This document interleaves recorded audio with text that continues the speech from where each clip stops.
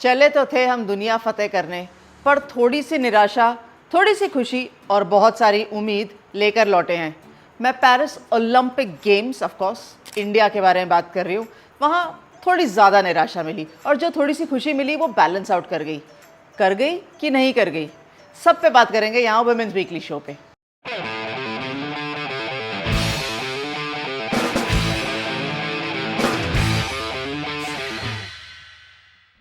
स्वागत है आपका डिफरेंट स्ट्रोक्स में। एंड विमेंस वीकली शो में शुरुआत ऑफ कोर्स करेंगे ओलंपिक्स पे। और सबसे पहले जो मैंने बोला ना निराशा, वो निराशा क्यों? क्योंकि ऑफ कोर्स सबसे बड़ी निराशा तो विनीश फोगाट। इनफैक्ट बड़ा इंटरेस्टिंग है क्योंकि अभी तक डिसीजन आया नहीं है एंड आने वाले हफ्ते के अंदर उम्मीद है कि इंडिया के फेवर में डिसीजन आएगा। ऑफ कोर्स विनीश फोगाट को सिल्वर मेडल मिलना चाहिए, नहीं मिलना चाहिए इसके ऊपर।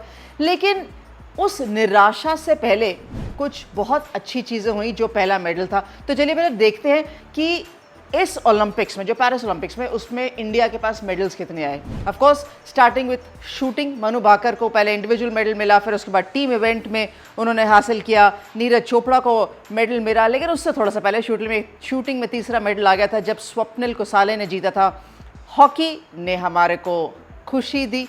हम चाहते थे कि गोल्ड या सिल्वर आए, बट कोई बात नहीं, हमारे को दोबारा खुशी दी हॉकी ने। एंड में आते आते अमन सेरावत ने भी रेसलिंग में हमारे को खुशी का मौका दिया। तो 6 मेडल मिले भारतीय टीम को, कंटिंजेंट को। लेकिन क्या ये अभी तक का अच्छा परफॉर्मेंस माना जाएगा? नहीं माना जाएगा। क्यों? क्योंकि चलिए नज़र डालते हैं एक बारी कि पिछले 4 ओलंपिक्स में, कम से कम लंदन ओलंपिक्स से नज़र डालते हैं कि लंदन ओलंपिक्स में भारतीय टीम को 6 मेडल मिले थे। उसके बाद रियो गए, वहाँ 2 मिले थे। रियो के बाद अगला था टोक्यो ओलंपिक्स, जब भारत को 7 ओलंपिक मेडल्स मिले थे। और अगर विनीश फोगाट को मिल जाता है मेडल यहाँ पर, तो फिर बराबरी हो जाएगी पेरिस ओलंपिक्स के साथ। तो 7 मेडल अभी तक बेटर है। तो हम ये कह सकते हैं कि ये वाला जो ओलंपिक्स रहा है भारतीय टीम के लिए, ये बेस्ट अभी तक नहीं रहा है। देखिए थोड़े से डिसअपॉइंटमेंट्स भी रहे हैं। ऑफकोर्स मेडल या 4th पोजीशन पे फिनिश किया है भारतीय टीम ने, जो कि आर होपफुल्स, मैंने शुरू में कहा था ना होपफुल्स क्या हैं, वो होपफुल्स हैं कि वो मेडल में तब्दील हो सकते थे या होने चाहिए थे। और ख़ास तौर पर वो बैडमिंटन के साथ जो थोड़ी सी ज़्यादा नाखुशी वाली बात है ना, या डिससेटिस्फैक्शन वाली बात है, थोड़ा सा मैं सहमत भी हूँ। क्योंकि मैं समझ सकती हूँ कि जब प्रकाश पादुकोण साहब ज़्यादा नाराज़ हुए, नाखुश हुए कि बैडमिंटन से ये उम्मीद नहीं थी, तो वो क्यों था? क्योंकि आप जिससे उम्मीद करते हैं, जिससे एक्सपेक्टेशन रखते हैं, और जहाँ जानते हैं कि उनके पास टैलेंट है मेडल लाने का, और वहाँ से टैलेंट से स्किल दिखाते हुए मेडल ना आए, तो ऑफ कोर्स, क्योंकि प्रकाश पादुकोण साहब भूलिए मत, वो खुद चैंपियन रह चुके हैं, जानते हैं कि कैसे क्रंच सिचुएशंस में अपने आप को हैंडल करना चाहिए। So it's probably work in progress and mental skill, mental strength. देखिए बैक टू बैक मैचेस खेलना आसान बिल्कुल नहीं होता। रेसलिंग में भी खेलते हैं, बैडमिंटन में भी खेलते हैं, लेकिन that's what the athletes train for, that's what you prepare for, कि आपको कहाँ पर फिजिकल स्ट्रेंथ, कहाँ पर मेंटल स्ट्रेंथ, कहाँ पर टोटलिटी में आपको अपना बेस्ट प्रदर्शन दिखाना है और कैसे। And that's what the athletes train for. वहाँ पर अगर भारतीय टीम के साथ चूक हो जाए, जिनसे उम्मीद हो, तो यकीनन निराशा रहती है, हमें भी है। लेकिन वो उम्मीद कि आने वाले कुछ साल भारतीय टीम के लिए और बेहतर होंगे, तो ऑफ कोर्स वो एक उम्मीद की किरण है। लेकिन सबसे पहले उम्मीद की किरण किसने दिखाई थी? ये वो अभिनव बिंद्रा ने दिखाई थी, जिनको सम्मान मिला इंटरनेशनल ओलंपिक कमेटी में। ऑफ कोर्स वो वाइस चेयर हैं इंटरनेशनल ओलंपिक कमेटी के अंदर, लेकिन उनको सम्मान दिया गया एट दी पेरिस ओलंपिक्स के ख़त्म होने के बाद। Of course Olympic order for distinguish contribution at the Olympic movement, for the Olympic movement. तो congratulations Abhinav Bindra. Of course ये पहले वो खिलाड़ी हैं जिन्होंने भारतीय टीम को गोल्ड मेडल दिलाया था, और बहुत साल हो गए, और उस साल के बाद हम याद ही किए जा रहे हैं कि नीरज चोपड़ा का भी मेडल आया। इनफैक्ट नीरज चोपड़ा का दोबारा मेडल आया, लेकिन हम अभिनव बिंद्रा को कभी नहीं भूलेंगे। सो congratulations Abhinav for another feather in that illustrious cap and on the massive honor as well. So congratulations Abhinav Bindra. रुख करते हैं क्रिकेट की तरफ, और इंडिया ए और ऑस्ट्रेलिया ए की सीरीज चल रही है ऑस्ट्रेलिया के अंदर, जहां well of course Indian squad हम आपको दिखा चुके हैं। मीनू मनी बहुत लोअर ऑर्डर बैटिंग कर रही हैं, वो वैसा क्यों है? किरण नवगिरे भी बहुत लोअर ऑर्डर बैटिंग कर रही है, पर ये भारतीय स्क्वाड है जिसके अंदर से कुछ नाम मिसिंग है। पहले मैं आपसे रिजल्ट की बात करती हूँ। इंडिया ए और ऑस्ट्रेलिया ए के जो तीनों मुकाबले रहे, वो इंडिया ए हार गया। पहला मुकाबला बेस्ट था, जहां प्रिया पुनिया ने पूरी कोशिश करी थी टारगेट चेस करने के लिए, 5 रन से हार गया था। इनफैक्ट प्रिया ने अच्छी बैटिंग भी करी, लेकिन उसके बाद जो दोनों मैचेस में ऑस्ट्रेलिया ने कहा ना कि आप पहले बैटिंग कर लीजिए, टारगेट दीजिए, हम चेस करेंगे, तो वो बहुत ही फीका सा प्रदर्शन रहा। इनफैक्ट चाहे वो विल्सन हो या तालिया मिग्रा हो, उन दोनों ने सेकंड एंड थर्ड T20 में भारतीय टीम को बिल्कुल मौका नहीं दिया। अब आती है बात स्क्वाड की और बैटिंग ऑर्डर की। जब मीनू मनी इतना नीचे खेल रही है, किरण नवगिरे इतना नीचे खेल रही है और जो हमारी बॉलर है तनुजा कंवर वो इनसे पहले बैटिंग कर रही है, तो ये बैटिंग ऑर्डर किस तरीके से चल रहा है और क्यों? क्या किरण नवगिरे बेटर बैट नहीं है या उनको नहीं होना चाहिए? दोनों चीज़ें। मेरे हिसाब से बेटर बैट होना चाहिए, और अगर वो अच्छा प्रदर्शन नहीं कर रही हैं तो फिर ये सवाल है कि वो इतना नंबर मिडिल ऑर्डर में या लोअर मिडिल ऑर्डर में क्यों खेल रही है। और एक और सवाल आता है कि अगर तालिया मिग्रा इन ऑस्ट्रेलियन टीम की vice captain Australia A squad lead कर सकती हैं वाइल्स इंडिया ए इज ट्रैवलिंग, तो जेमिमा रॉड्रिक्स इस टीम में क्यों नहीं है और टिटास साधु कहाँ हैं? एस आशा जो भारतीय टीम होपफुल हैं और फिर भारतीय टीम के साथ खेली भी हैं अभी रिसेंटली साउथ अफ्रीकन सीरीज़ में, वो इस टीम का हिस्सा क्यों नहीं है? वैसे हिस्सा शेफाली भी हो सकती थी, क्योंकि अभी यहाँ पे कोई क्रिकेट चल नहीं रही है। जो खिलाड़ी अवेलेबल नहीं है वो है ऋचा घोष, वो है स्मृति मांधाना, दीप्ति शर्मा। चलिए हरमनप्रीत कौर अभी अपनी इंजरीज ठीक कर रही हैं या रेस्ट कर रही हैं, which is okay before the world cup. पर ये बाकी खिलाड़ी क्यों नहीं है? क्या इनको नहीं जाना चाहिए था? मुझे लगता है जेमिमा रॉड्रिक्स, एस आशा को तो बिल्कुल जाना चाहिए था इस इंडिया ए स्क्वाड के साथ। और सिर्फ ये नहीं कि आप किसी और का नंबर लेंगे क्योंकि ये इंटरनेशनल खिलाड़ी ऑलरेडी आइडेंटिफाइड है, इसलिए कि इनके लिए भी ज़रूरी है फॉर्म में रहना, इनके लिए भी ज़रूरी है रन्स करना और अच्छी ऑपोजिशन फॉरेन कंट्री के अगेंस्ट प्लेयर्स के विरुद्ध रन करना, और मुझे लगता है इनको जाना चाहिए था। तो मैं संतुष्ट बिल्कुल नहीं हूँ कि जो चयन हुआ है या जो बैटिंग ऑर्डर चल रहा है या जो बॉलिंग ऑप्शंस चल रहे हैं, रिजल्ट हमारे सामने है। हालांकि अभी 50 ओवर के मैचेस भी हैं और फिर एक 4 डे मैच भी है, लेकिन अगले हफ्ते के प्रोग्राम में हम वो 50 ओवर के मैचेस डिस्कस करेंगे जो इंडिया ए खेलेगा अगेंस्ट ऑस्ट्रेलिया ए। 100 कंपटीशन चल रहा है इंग्लैंड के अंदर और हमारे 3 खिलाड़ी स्मृति, ऋचा घोष और दीप्ति शर्मा वहाँ पर खेल रहे हैं। इंडिविजुअली अभी तक का बेस्ट परफॉर्मेंस बैटिंग वाइज स्मृति ने अपने पिछले मुकाबले में दिया, 42 रन उन्होंने किए थे।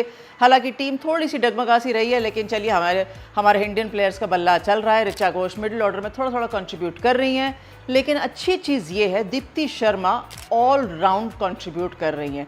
भाई चारों मैचेस में, जिसमें स्पेशली मेग लैनिंग जैसे अच्छे खिलाड़ी हैं, वहाँ पर मिडिल ऑर्डर में खेल रही हैं, जो कि बहुत अच्छी चीज़ है। बैटिंग में रन्स कर रही हैं, विकेटें भी ले रही हैं, and that has been a great asset to the team and great asset specially for Deepti Sharma as well, क्योंकि अगर मिडिल ऑर्डर में वो सब अच्छे प्लेयरों के आसपास में परफॉर्म कर रही हैं तो कम से कम ये है कि उनका जो एफर्ट है इस समय यूके में जाके खेलने का बहुत अच्छी तरीके से उनको साबित हो रहा है। So keep up the good work and I am sure Richa and Smriti भी अच्छा करेंगे, क्योंकि इंडियन हॉकी टीम से हम बहुत खुश हैं और हमेशा खुश रहते हैं। हमारा नेशनल स्पोर्ट है, हम जानते हैं श्रीजेश और हरमनप्रीत कौन है, क्या कर सकते हैं, लेकिन अब जेन नेक्स्ट भी आ रही है।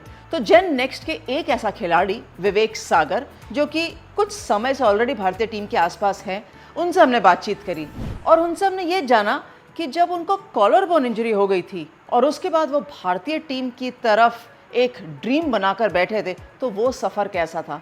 और क्योंकि वो जूनियर खिलाड़ी रह चुके हैं तो आई एम श्योर भाई जूनियर खिलाड़ी आता है तो थोड़े से प्रैंक या थोड़ी सी शैतानियाँ तो ज़रूर होती हैं उस खिलाड़ी के साथ। उनसे हमने बातचीत कर रखी है, आपने देखा क्या? जब आपने जर्नी शुरू करी, ऑफ कोर्स इंजरी का एक बहुत इंपॉर्टेंट फैक्टर है और आपको मेजर इंजरी हुई थी, वो बहुत अर्ली था आपके स्टेज में, very early into international hockey, या थोड़ा सा लेट था? क्योंकि कॉलर बोन की इंजरी इज नॉट इजी, निकल कर आना है, तो वो कैसे मैनेज किया आपने? वो मैं 2015 में जब मैं फर्स्ट कैंप किया था जूनियर का, आई थिंक फर्स्ट टाइम मैं आया था, एंड उसके बाद जब मैं कैंप से वापस गया तब मुझे प्रैक्टिस के मैच के टाइम पे हुआ था। लाइक उस टाइम यही था कि एक छोटी सी उम्र में मुझे इंजरी होना लाइक मेरे लिए बहुत बड़ी बात थी, और उस टाइम पे डॉक्टर ने एक बड़ा डिसीजन लिया ऑपरेशन करने का। ओके तो वो एक कहीं ना कहीं मेरे लिए भी डिफ़िकल्टी था, लेकिन मैं कहूँगा उस टाइम आप जब अंडर एज होते तो आपके फादर और मदर से पूछा जाता ऑपरेशन के लिए। उस टाइम फादर नहीं थे, मैं एकेडमी में था, तो फादर ने भी डिसीजन लिया, उन्होंने कोच के ऊपर डाला जो कि अशोक ध्यानचंद जी हैं, उनसे बोला कि आप डिसीजन जो लेंगे वो बेहतर है, तो उन्होंने ऑपरेशन का उसी टाइम हुआ। लेकिन जब वो उस टाइम जब मैं अपना लाइक वो चीज़ से रिहैब पे था, उस टाइम बहुत सी चीज़ें रियलाइज़ हुई, आपके सामने एक फ्रेम सामने आया, पिक्चर सामने आई, आप क्या है कितना मेंटल आप झेल सकते हैं या, तो वो मेरे फैमिली और फ्रेंड से ज़्यादा आया है। कितने वर्ष के थे आप जब ये हुआ? जब मैं 15 साल का था। और ऑलरेडी जूनियर इंडिया खेल चुके थे? ऑलरेडी जूनियर इंडिया कैंप कर चुका था, कैंप कर चुका था, right। तो उसके बाद जब आप जूनियर इंडिया के साथ मेडल लेकर आए हो, वो इंजरी के बाद, रिहैब करने के बाद था?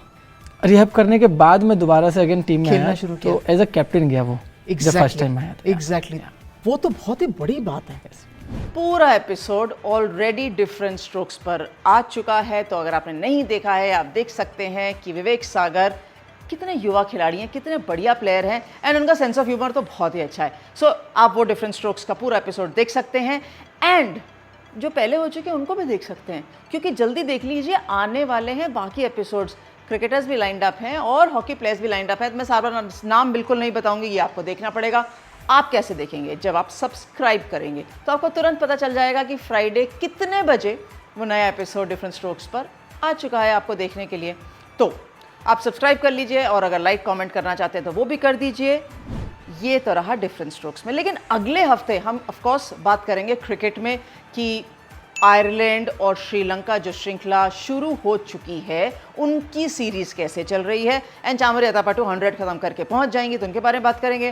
50 ओवर्स का टूर्नामेंट जो चलेगा इंडिया या ऑस्ट्रेलिया है उसके बारे में बात करेंगे, एंड होपफुली विनेश फोगाट को सिल्वर मेडल दे दिया जाएगा। ये हमारी छोटी सी उम्मीद है। वो कैसे मिला, क्यों मिला, एंड जो टारगेट ओलंपिक पोडियम स्कीम है ना भारतीय भारत के अंदर, TOPS जिसे हम कहते हैं, मिनिस्ट्री ऑफ स्पोर्ट्स रन करती है, वो क्या है, कैसी है, कैसे चलती है, कैसे आइडेंटिफाई होते हैं, इन्फॉर्मेशन हम भी इकट्ठी करते हैं और आपको ला के देते हैं, ताकि हम देखें तो सही कि हमारे एथलीट्स के ऊपर कितना फोकस रहता है। ये सब कुछ अगले हफ्ते के शो में। तो विमेंस वीकली शो को सब्सक्राइब करना मत भूलिएगा। ऐसा करिए, डिफरेंट स्ट्रोक्स के सब्सक्राइब कर लीजिए, ठीक है। Thank you so much, thanks very much for watching different strokes. शुभ रात्रि, good morning, good afternoon, good evening. ये इसलिए आप जिस समय भी देखें हम आपको हंसते मुस्कुराते दिखेंगे। Thanks very much for watching different strokes.